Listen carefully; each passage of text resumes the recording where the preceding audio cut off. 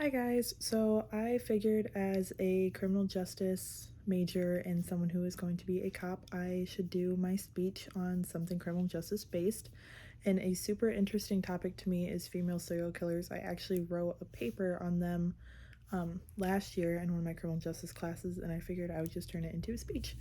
So without further ado, by definition, a serial killer is a person who commits a series of murders, often with no apparent motives and typically following a characteristic, predictable behavioral pattern.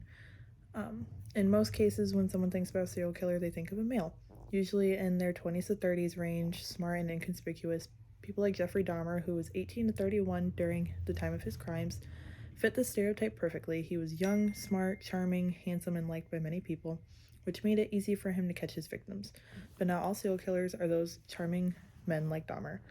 Sometimes there's someone you would never expect, like a woman.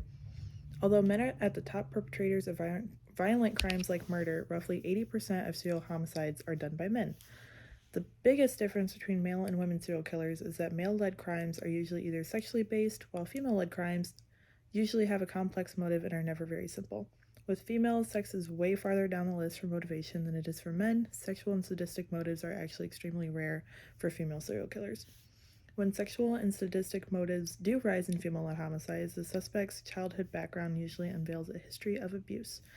Another difference between male and female killers is that men tend to victimize strangers or someone who they barely know. Females, on the other hand, target people who are close to them, usually emotionally, like a husband or a lover or a friend, something along those lines.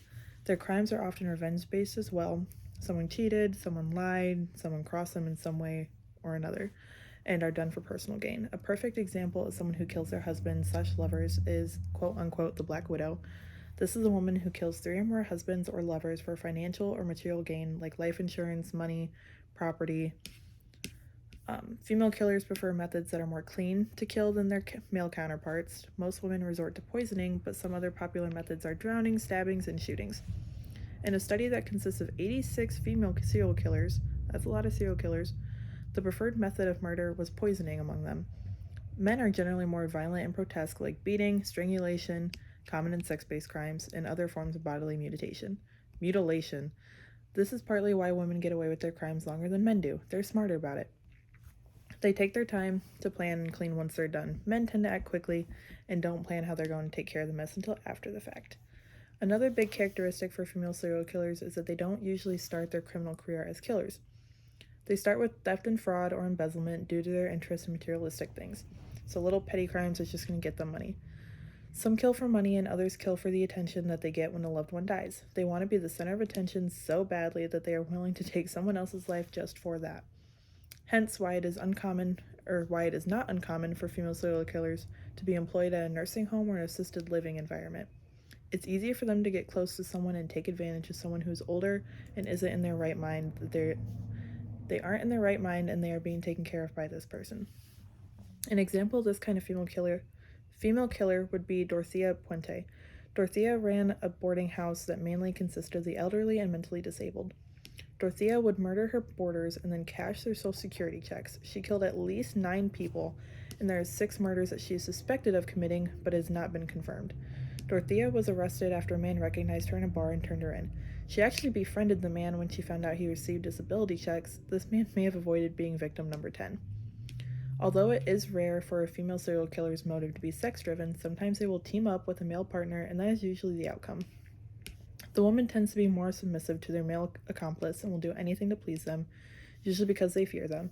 Gerald and Charlene Gallego are a perfect example of this rare instance. The two are a married couple who would kidnap, rape, and torture young girls. Their victims was 13, or their youngest victim was 13, and their oldest victim was 34. The couple murdered a total of 10 girls between 1978 and 1980, so in the span of 2 years, they killed 10 people. Actually, 11.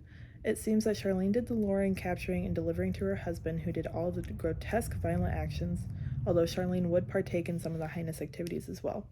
The couple kidnapped one male, which would be victim 11, throughout their terrain, but Gerald shot him not too long after taking him and his girlfriend, who the couple kept for hours.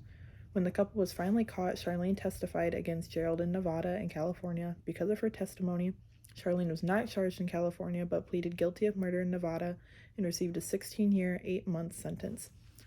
Gerald was sentenced to death in both states, but his sentence was overturned in 1999 in Nevada, just to be recharged with a death sentence and a new trial. Charlene was released in 1997, while Gerald passed away in 2002 from rectal cancer. The couple is an example of the rare instance of a male and a female serial killer teaming up to commit their crimes. Even though most female killers are neat, target people they know, don't kill in the open, and don't kill violently, there is always an exception. That exception is Aileen Wuornos.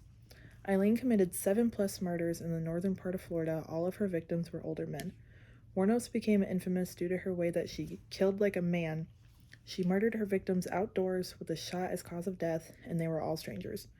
Wuornos was a prostitute and claimed to have shot all the men in self-defense. Excuse me. When they attempted to sexually assault her, she would leave their bodies strewn along the highway in northern and central Florida. Wuornos was killed by lethal injection in 2002. Even though women only make up roughly 20% of serial killers in the US, they are not there. Or, they are out there. Their tactics vary in different ways to one another, especially to men, but the point is that women do commit the heinous act of killing another person. They are generally the last person you'd expect because they don't generally look like a killer, but underneath the makeup and dresses is what you would never expect.